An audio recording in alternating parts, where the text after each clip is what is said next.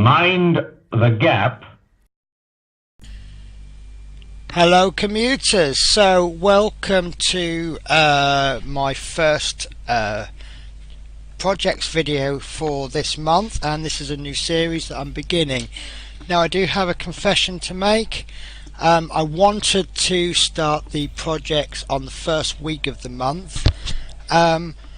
However, my first project is just very slightly behind, so I haven't been able to get the last part ready, so I'm going to delay the projects by a week, and I'm going to fill this slot in with a little video about looking after your equipment. Now I do want to stress that with my project videos, I'm very reluctant to call them tutorials, and the reason for that is there are any subject, there's probably multiple people doing tutorial videos, and they're all very good, and to be honest with you, a lot of them I can't necessarily improve on them, but I can add my little angle. I do feel that watching 10 videos on something has to be better than one, because it adds something. Each video adds its own little bit. The other thing to note about my project videos, and not calling them tutorials, is they are simply, rather than this is how you must do it, they're more this is how I do it. Now one thing I want to look at, now I want to do I want to do a video on airbrushes, but I feel in order to do an airbrush we need to make a comparison with a brush, so I'm going to go back to brushes before we begin. So I'm going to take a brush. I am looking for a specific brush. There we go. This particular brush is a Rosemary & Co brush. I've owned this brush for about 2 or 3 years, and I'm still very happy to paint with this. As you can see, it's quite a nice looking brush. Why is it still a nice looking brush? Simply because I look after it. Now I like to do a comparison with being in the forces. Now, strange comparison, I know, but when you're in the army you allocate a rifle. I assume you allocate a rifle. Now you need to look after that rifle.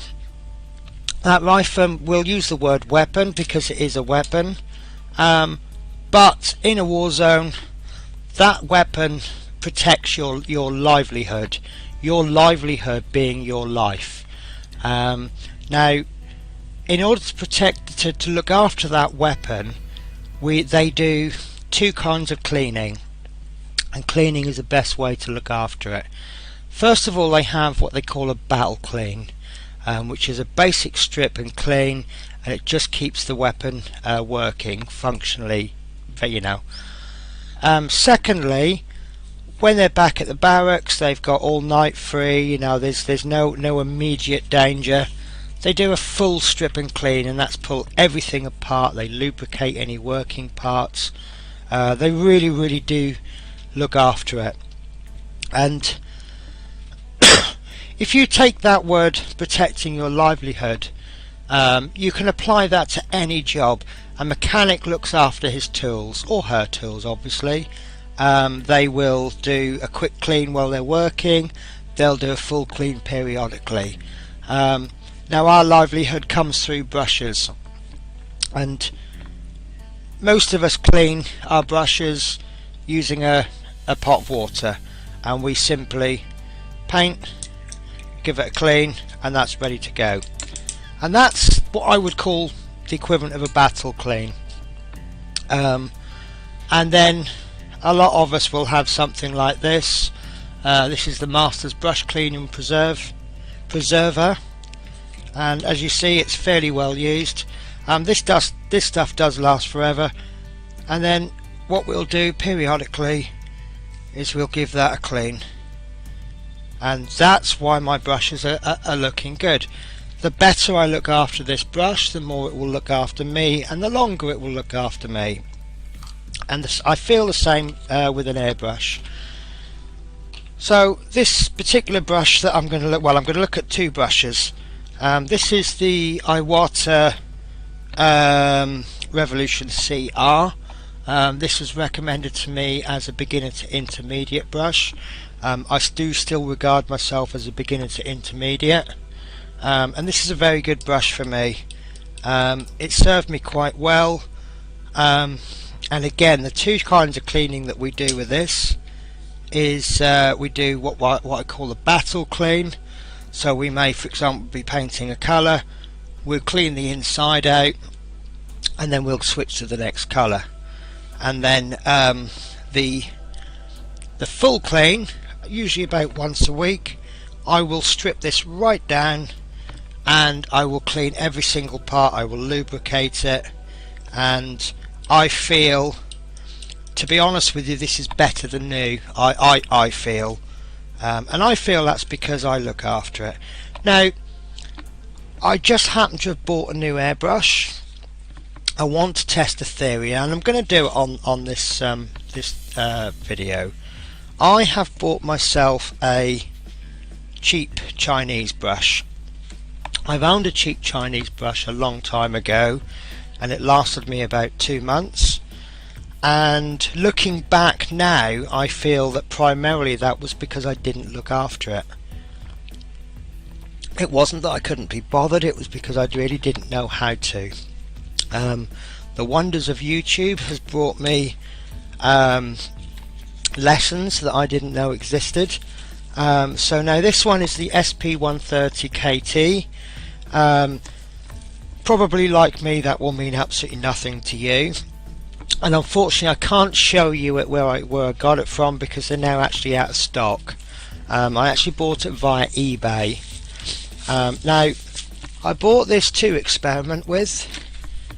Obviously I have already opened it, and what you get with this is oh, I've lost a part. No, there it is. Right, so you get an air hose with it. Now I personally am not going to use this air hose because my compressor already has an air hose, so that goes into a safe place, and that goes into my spare pile.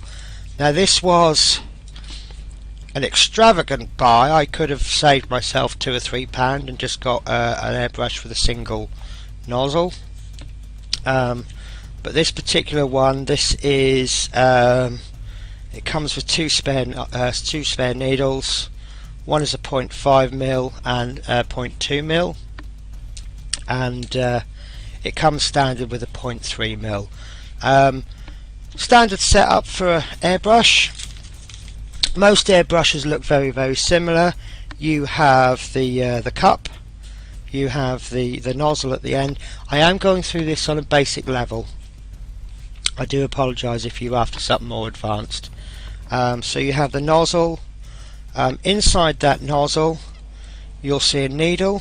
You may not see a needle, depends on the, and then as you pull the trigger back, the needle goes in, which releases the paint, and then the air comes in through the bottom. This one has a couple more extra features, like you have the adjusty bit on the end. I'm going to just call it an adjusty bit, and that controls how much paint. You see there that the trigger can be fully released. As I tighten the screw, it stops the trigger from coming back any further.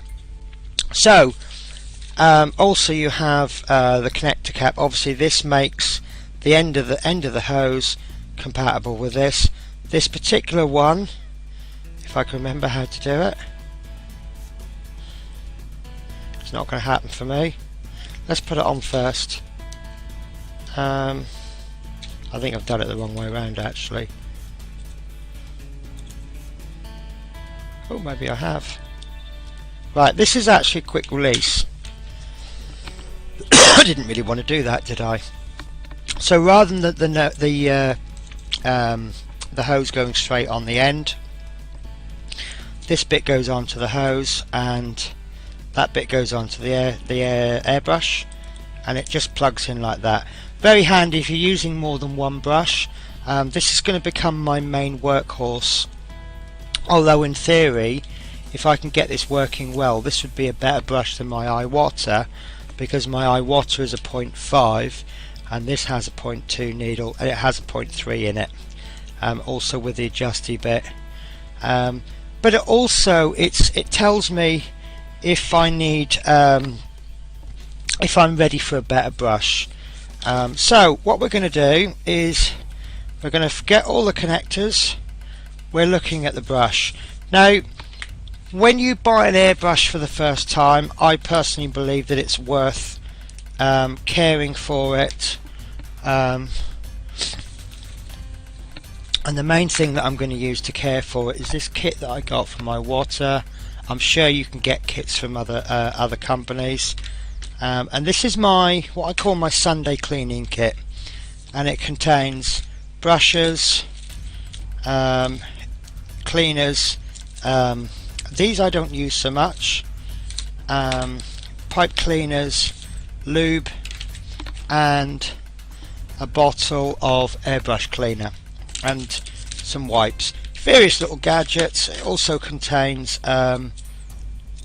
things to help clean your airbrush and really get in there and clean absolutely everything, and a little magnifying glass if you're that way inclined, so that you can actually look in, and this has a 30 and a 60 times magnification, so yeah, no dirt can escape.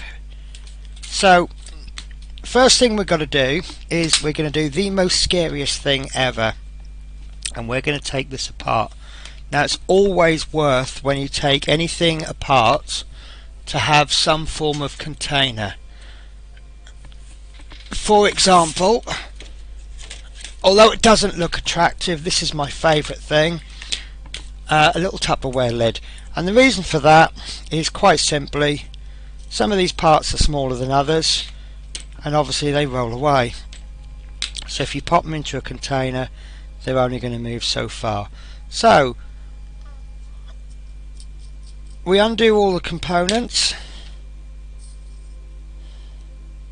Now this needle, is very important to keep care of that. If that bends, it could cause problems. I'm not going to go through all what the parts are. I'm not going to go through how to put them in, how to take them out, because there are other videos for this. All I'm concerned about is cleaning a brush for the first time. Now there is a small part in there, and we do want to look after that, and there it is. So that's going to go in there, and if you don't know anything about airbrushes, I would suggest you lay these out in a line so that you know which order to take them out in. Now a lot of airbrushes will give you a wrench, and that will help you remove the nozzle on the end. I personally don't use them. I got with my cleaning kit a little device, and I just feel that if you wrench it wrong, you could damage it. And what I find with this is that you pop that over the top. Once it's on properly, you can't bend it. But also, if you don't put it on straight, you can't actually remove it. So the only way you can remove this nozzle bit is to actually put it on correctly. So we now have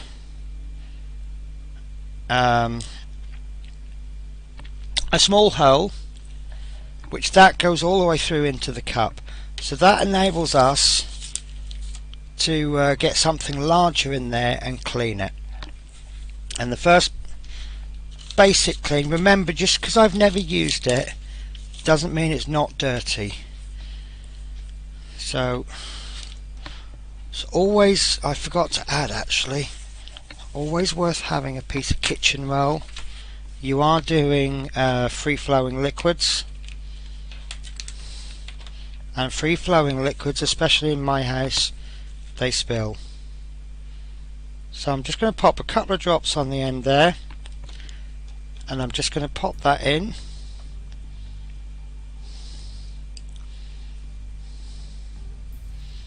Give that a bit of a clean. I say, just because it's not been painted with, it doesn't mean there isn't, for example, specks of dust.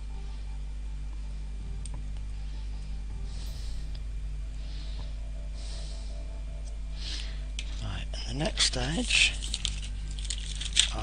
here we are. You can see it is a well-used brush, and this is a very handy brush because it's flexible, so it really can get into the nooks and crannies.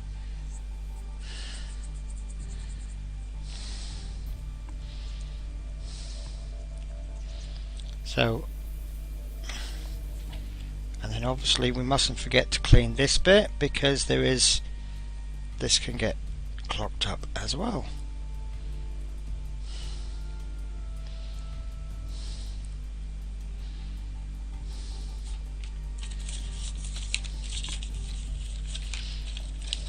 And this is what this tool here, it's a spike,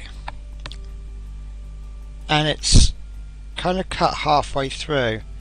What that will enable you to do is it anything that's stuck, the very tip, it's it's smaller than any needle any needle thickness.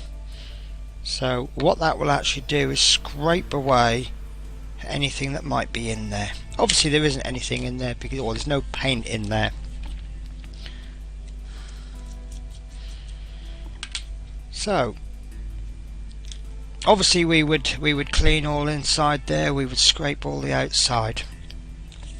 Now the next tool I want to show you is the lube, and I feel that this is a very important, sorry, I'll go back because I forgot to do the needle. Now this is a brand new needle, and this particular part will apply to any airbrush that you get. It's going to be slightly rough.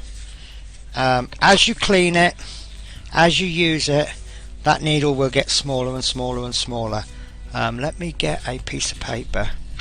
If you were to take a cross section of that needle, what you are expecting to see, if I can find a pen, which I cannot, I might just have to pause the video and find a pen. Do you know, I had loads of pens yesterday? Can you believe that? As soon as you want one, I can't find one anywhere. Here we go, found a pen. So if you were to take a cross section of that needle, which is cut it across there and then look at it at a microscopic level, what you're expecting to see is a perfect circle. Now that's not a perfect circle because I can't draw perfect circles. What you'll probably actually find you get is more like that shape. Now obviously if you put that through a perfectly round airbrush, you see there you've got gaps, and that's where paint's going to come through. Obviously this is a microscopic level. Now if you were to what you tend to find is the manufacturing techniques for cheaper airbrushes tend to be a little bit quicker, a little bit less precise. This is why you pay extra money for an Iwata. If you were to look at a Chinese brush, it's probably going to be more like that. Obviously this is exaggerated, but it does explain the basic principles. So you see the amount of space between the barrel and the needle is much bigger. What we're going to do on a regular basis is we're going to polish this, and what it's going to do is it's just going to take the edges off, and each time you clean this it's going to do this, and we're talking on a very microscopic level. So what you're going to eventually end up with is a cross section that looks more like that. So obviously as you put that through the barrel of the airbrush, you see that there's very little space. So as you can see, a needle of that shape will be much more efficient than a needle of that shape, which is much more efficient than something like that. And that's the main difference between a new brush, an old brush, and a cheap brush. So, and you can actually feel this. Obviously you can't feel it because it's here and not in your house, but this is quite rough. So there's two ways to do this. I'm going to explain just the one way, and the second way being to I'll explain the second way later. Right, what you need to get is some kind of metal polish. I use Autosol. This is freely available in I presume Europe, but certainly in the UK. And what it is, it's a polish, but it's a very mild abrasive. You hardly need any at all. I used to polish my motorbike with this, and what I do is I will apply, actually, now ideally a soft cloth is best, but kitchen roll is absolutely fine. So I seem to have got stuck. There we go. Right, so it's probably way too much on there, and you can see actually it's already as I'm putting it on, it's actually polishing the end of the cap. Now what I'm going to do is I'm going to place that in there, and then I'm just going to run that backwards and forwards, twisting. What I'm doing is I'm twisting the needle as I go, running it backwards and forwards. Now be very careful because it is a needle, and to be honest with you, you want to do that for about 10 minutes. Now that's when I can explain the second way to do this. Up to this point it's exactly the same, but what I'm going to do is I'm going to wrap the end in some kind of tape, such as surgical tape, and I'm going to pop that end into a Dremel drill, and then holding at the bottom and the top as the Dremel runs, I just can run my finger up and just keep running it up, and then I could probably do the equivalent of 30 minutes worth of polishing in about a minute. The only thing to note with a Dremel drill is always keep hold of the top, otherwise as it spins the centrifugal force is going to send it outwards, and it's going to turn that needle into a circle where the end is always trying to run outwards. So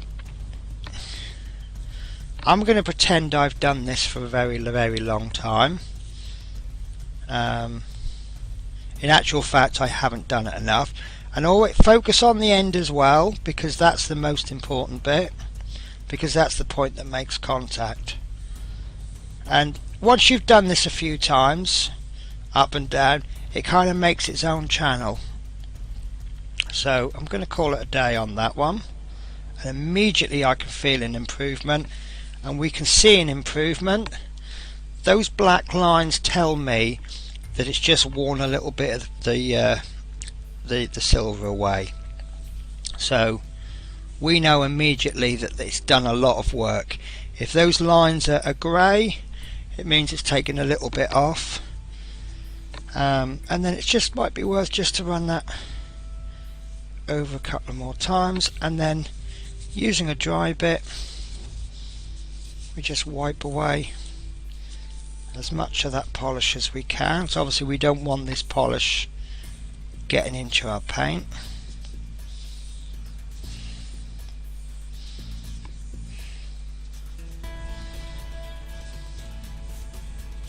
Now this looks like an awful lot of work before I've even used the airbrush, but I think most people would agree the amount of the more preparation work you put into something, the better the end results. That is wonderful. I can really feel a difference. In fact, actually it feels like my Iwata needle now. So just give you an idea of how much savings and that there is. this particular airbrush with 3 different nozzles cost me £18. Now I appreciate that people in outside of the UK may not understand exactly what £18 is, but all you need to know is that my Iwata airbrush was very good value at £150. So obviously if I can get something for just over a tenth of the price. Next I'm just going to get some airbrush cleaner, find a clean piece of the towel. Yes, if I can buy something for just over a tenth of the price and it's just as good or good enough for my needs, then that's got to be good. We see like there's still a little bit of the polish left, and I'm just going to keep running that through the airbrush cleaner until there's no more lines, and then I know it's clean. Because obviously the last thing we want to do is get cleaner into our paintwork.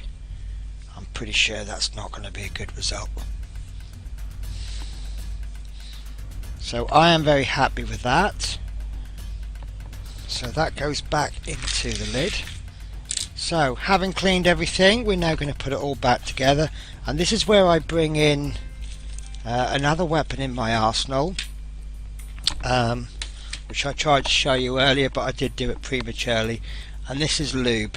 I've not tried, there's some really good lubes out there, I've seen them recommended, gun lubes. I really want to try them out, but I've not really had a chance to yet. Being in the UK and these companies, obviously because there's more guns in America than the UK, so gun cleaners are obviously a bigger market. So they tend to be a little bit expensive because of the shipping charges. So basic principle I use is that if it moves, it needs to be lubricated. Now I have this problem that I have lost a piece, but I know it's in there. There we go. So now this lube, you hardly need any. So I'm going to get, in fact when you're doing a small part such as this, it might actually be worth you putting a little dab of lube onto a piece of paper and taking it from there. So now you don't need to apply the lube all over the thread, because as you twist it on it will spread the lube. And why did I put this away when I knew full well I'd be needing it again? So, and it's important not to over tighten this. As soon as you start to feel resistance, you stop. It's as simple as that. And if you want to work that lube in, the first time you use it, it might be worth going backwards and forwards, and I can immediately feel it's not so dry.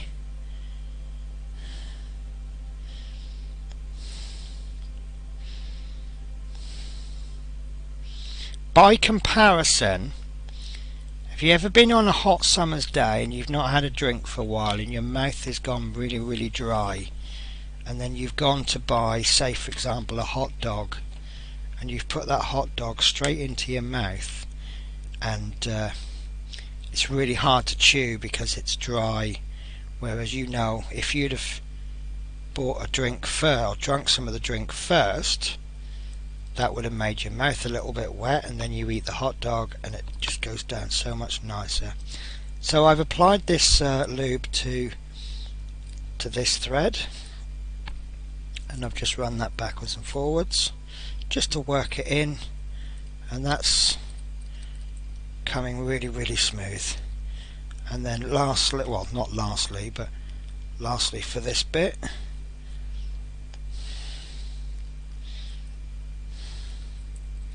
and I always like to do this bit first for the simple reason that if you're doing this after you've done, yes, I don't always put this on until very last, and I may have the needle sticking out. Now if I was to drop it, it could damage the needle. I've put the little needle protector cap on, so even if I drop this now it won't damage the needle. So let's see if I can remember how to do this. I'm going to cheat and I'm going to look at the instruction. I'm going to look at my other brush. That's right. So this is the bit I always need tweezers on. So we apply that. What we need to do is pop that in and then twist it.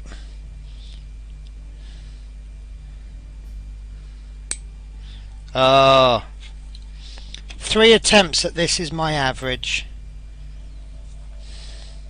Saying that, I might have it upside down. There we go. So what I'll do is I'll apply it near the rear. It doesn't really matter.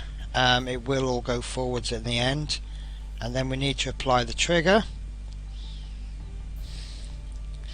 And then we apply that beautiful needle. And there will be holes that this goes through.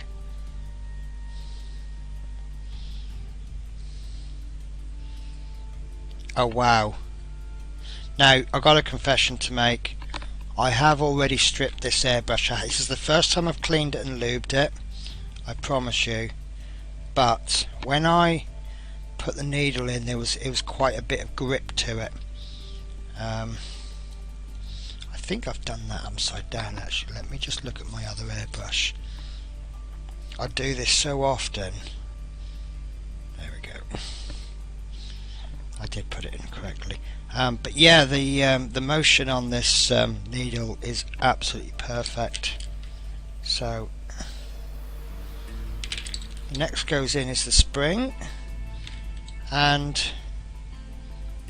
next in is, I believe it's that bit.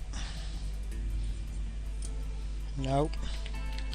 Right, again, so we're going to pop this bit in next. Do we pop that bit in? No, I was correct the first time. Sorry. Right. So I'm just going to hold that, just check the running action of it. Right. So next part. Again, I'm really not perfect with the terminology, but there's a screw thread there. So we're just going to pop a little bit. Now I'm doing 2 sides simply because in fact actually I might do 4, because there's quite a lot of thread and it just helps it all even out easily. So again, because it's first use, I'll just run it in a little bit. Maybe put it in 3 turns and then move it back 1 or 2, and just keep going. And that lube really does go a long way.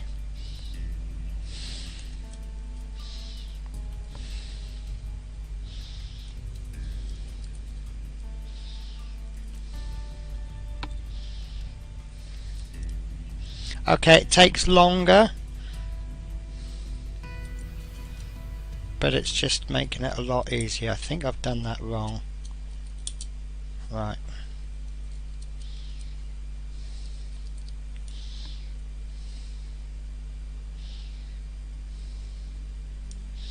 This doesn't feel right. Maybe I've proven all of the critics correct, and that this brush is completely useless, and I've broken it before I've used it. So let me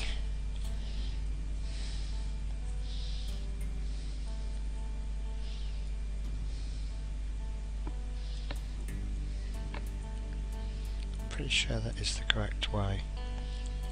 Maybe this one goes in backwards then.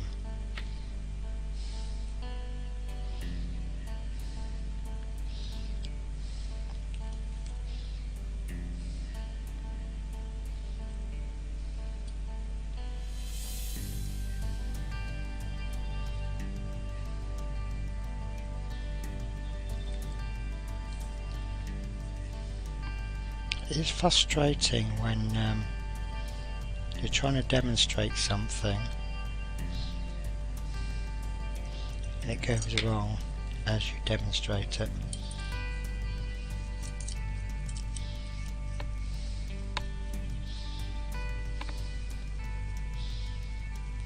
But again, the action of the screw thread is wonderful. I'm really happy with that.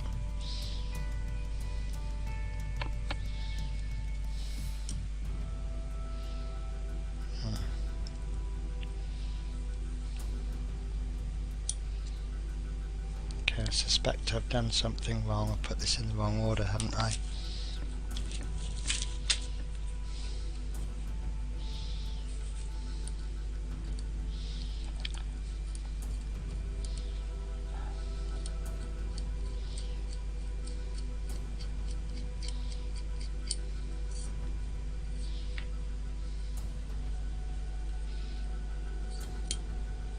Of course.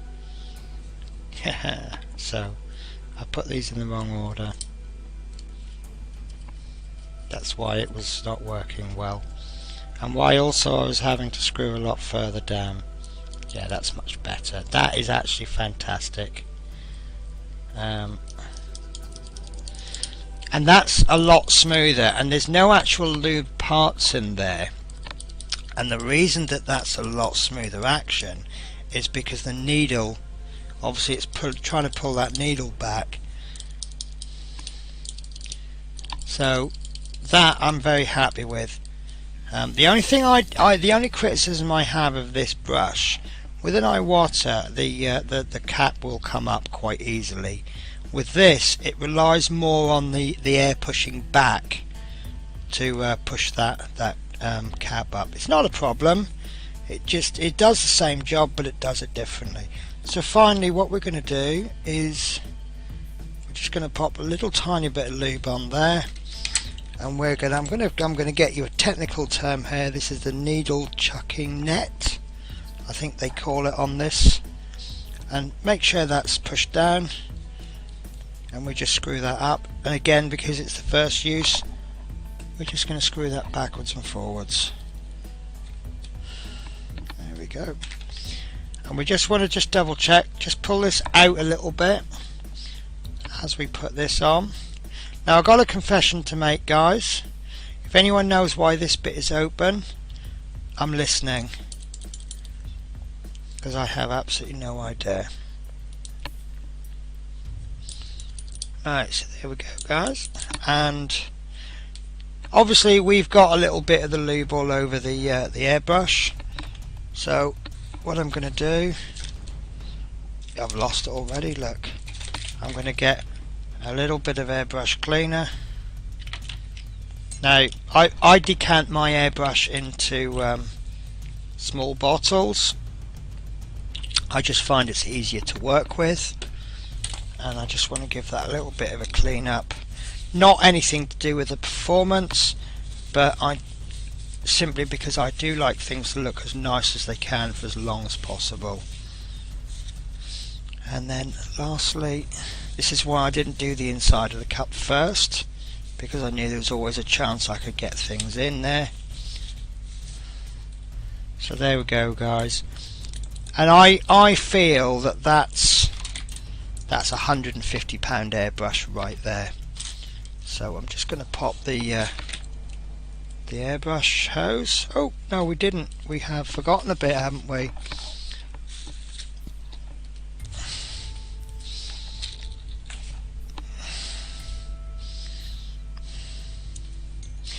Now normally when we do this, I don't lube it.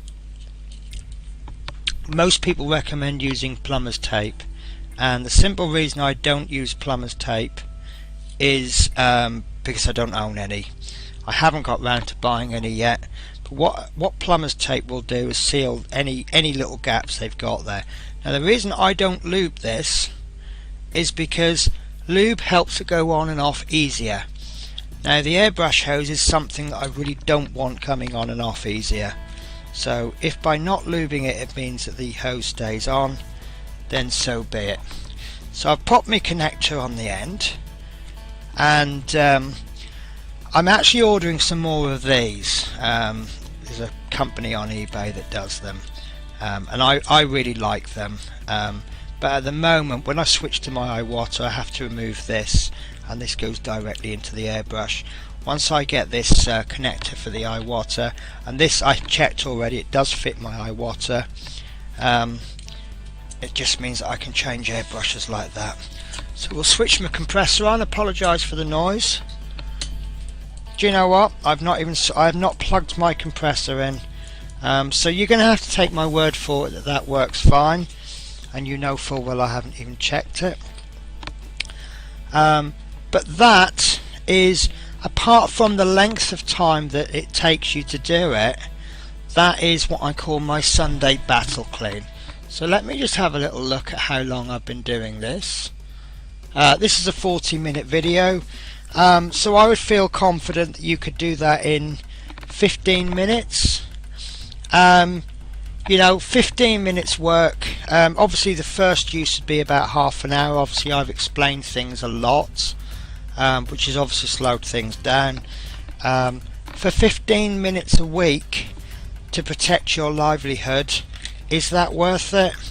I think you'd be a fool to honestly say no. Okay, take care guys. I will see you next week, where I will be painting something quite a little bit different. Okay guys, take care. Thank you, bye.